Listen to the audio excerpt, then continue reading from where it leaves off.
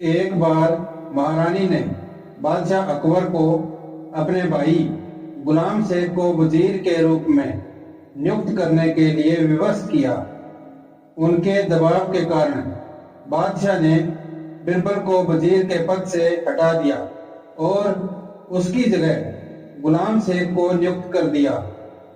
फारस का राजा हमेशा महान सम्राट अकबर से ईर्ष्या करता था, जिनका दरबार अद्भुत रत्नों से सुसज्जित था। वह यह अच्छी तरह से जानता था कि बिरबल की प्रतिभा का कोई सानी नहीं था। जब उसे बिरबल के वजीर के पद से हटाए जाने की खबर मिली तो उसने तुरंत एक दूत के हाथ संदेश भेजा। दूत अपने साथ कुछ घड़े भी लाया था। दूत अकबर के दरबार में आया और संदेश पढ़ा। मैंने आपके बुद्धिमान दरबारियों के विषय में बहुत कुछ सुना है। मुझे अपने स्वयं के उपयोग के लिए ज्ञान के कुछ घड़े चाहिए। कृपया ज्ञान से भरे घड़े भेजें। यदि वह न हो तो आप कृपया मेरे पास खाली घड़े भिजवा दें। बादशाह अकबर ने गुलाम शेख को पहेली को सुलझाने की जिम्मेदारी सौंपी। गुलाम शेख संदेश के साथ पूरी तरह से उलझन में था।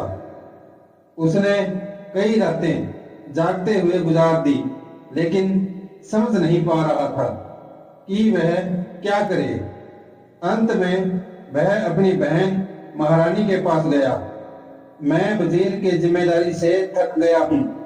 मैं अब यह पद नहीं चाहता, गुलाम शेख ने अपनी बहन से कहा, और उसने यह भी स्वीकार किया कि वह उस पहेली को हल करने में असमर्थ था जो फारसी राजा ने भेजी थी।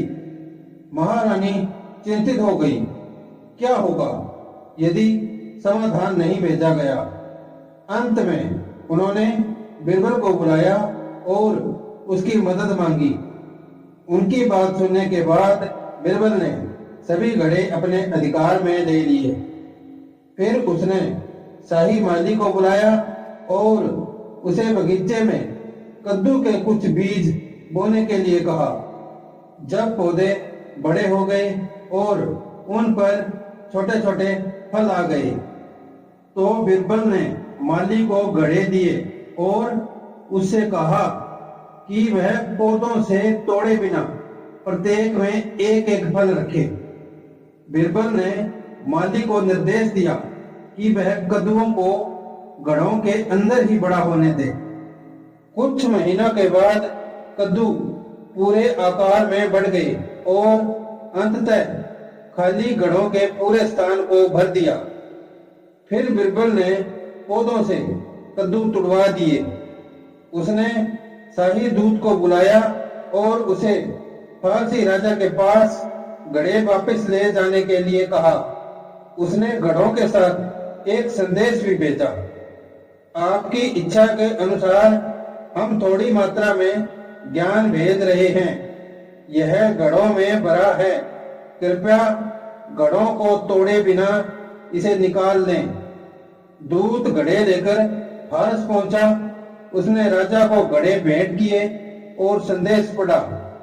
संदेश सुनने और घड़ों को देखने के बाद फारस के राजा ने बुदबुदाते हुए कहा, ऐसा लगता है कि बिरबल को वजीर के रूप में फिर से नियुक्त कर लिया गया है।